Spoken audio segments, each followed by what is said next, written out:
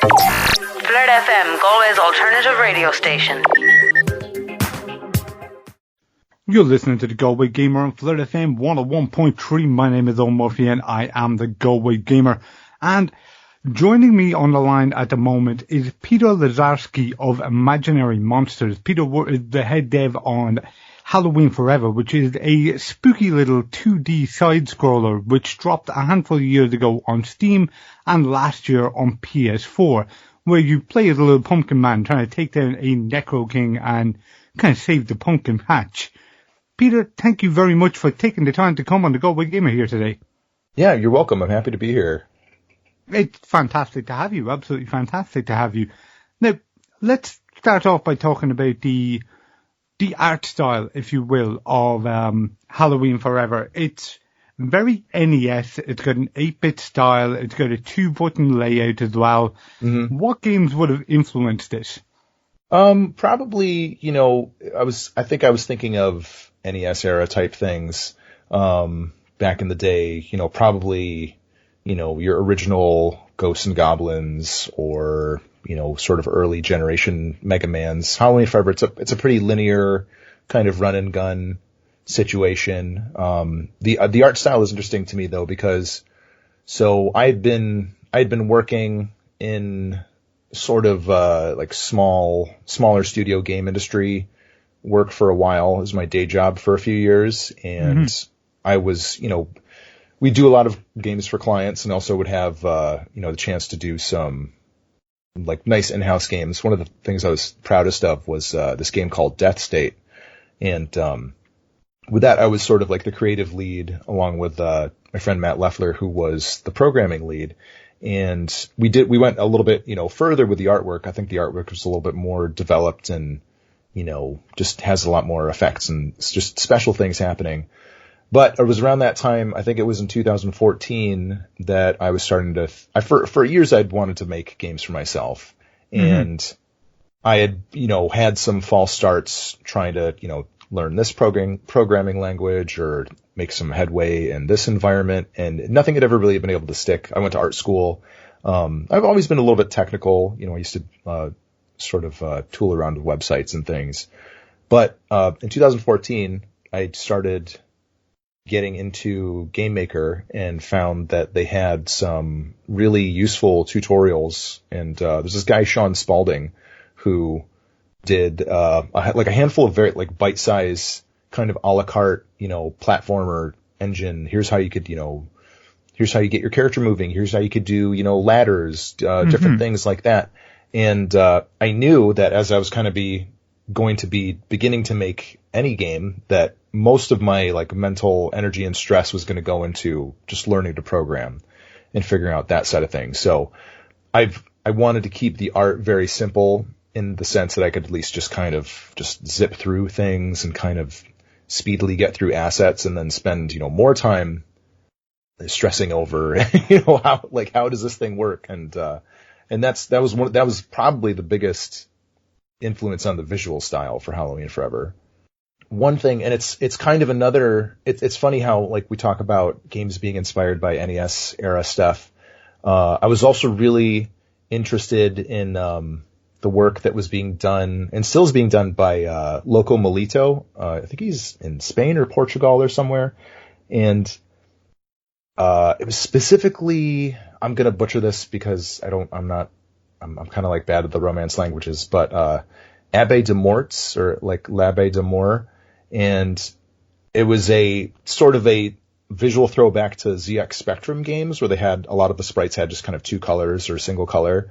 And I kind of deviated away from that with Hallowwen Forever, but I remember looking at that and the very earliest sprites I was doing for Hallowwen Forever, it was kind of this like monochrome single color per sprite. And then we, went a little bit more freely into, here's 2 colors, here's 3 colors, 4 colors, etc. The sprites themselves, let's speak about those for a moment, because although you have what, your maniacs with chainsaws and hockey masks, you have decapitated skulls, you have skeletons hanging by their necks, yet everything comes across really, really cute, really harmless, and quite adorable. Yeah. How did you find that balance? I think that's just kind of this weird line that I've been treading for years is, I've always been into monster stuff, into horror movies, that kind of just vein of stuff, but also, really into, kind of like cute character design, stuff, some of like Dragon Ball Z, Akira Toriyama's work, was always like a really big kind of focus. And, I think I spent a lot of time when I was younger, like focusing on Earthbound and sort of ruminating on how they had this really interesting interplay between like the game artwork, the actual artwork in the game on SNES, and then they had this. I'm not sure how the game got packaged overseas, but at least in the US it came in this big box with like one of the like Nintendo Player's Guide and packaged along with it, and it was full of clay, like every character sprite had a corresponding clay model, and they're all very round and, just, they looked like toys. And, I was just really fascinated by that for a long time. But that's like, I like things to be scary, but it's also fun if they're a little bit cute and a little bit, endearing in a way. And you were saying about, getting involved in gaming kind of after you went to art college, after you've gotten your degree there, and tackling gaming at a later date. Does that mean that Hallowwen Forever was something of a passion project of yours?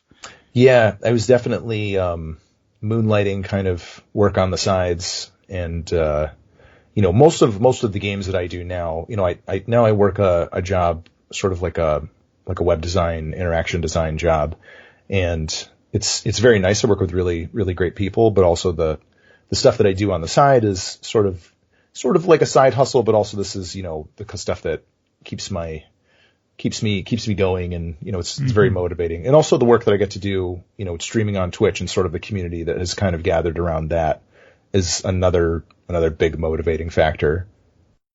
And how long was the game in production then? Were you handling it solo, you were? Yeah, mostly solo. I didn't do the music on Hallowwen Forever, and so starting essentially from scratch in 2014, not knowing any programming, and off and on, I think I finished it. I'm getting fuzzy on the dates. I think the full Steam version was released in October 2016. And then it was like another 2 years, 2018, we did the PS4 and Vita, with the help of Poppyworks. And, also we will have like an Xbox One and a Switch version incoming, but we just have to kind of get in the queue with those. This is a game that, as we mentioned earlier on, it's quite cute, it's quite adorable, it is quite family friendly, if you will. Now, an ongoing issue with gaming as a whole is kind of parents allowing their kids to play the GTAs and Resident Evils of the world. Right. How would you go about steering kids away from games that are not intended for their age and more towards stuff like Hallowwen Forever that would be made for their age? Yeah, I think, and it's funny too that you say that, because, there still are, like, Hallowwen Forever still has the little pixel blood splatters and things, but I think it's also just because of the presentation, it doesn't stand out as, oh my gosh, there's blood in this game. But, yeah, I'm really decapitate a dragon at one stage, yeah, and it just passes right by. Exactly, the Hydra, he's just like running around with this little cross-section neck. And, it's funny. I think a lot of this is, this is really up to, I think, like, parents and families too, as far as people being engaged with what, like, parents should be, actively engaged with the kind of content that their children are consuming. And it's hard, I have to imagine. When I grew up in the 80s and 90s, and, nobody had smartphones, let alone like a flip phone, cell phone, until high school or that sort of thing.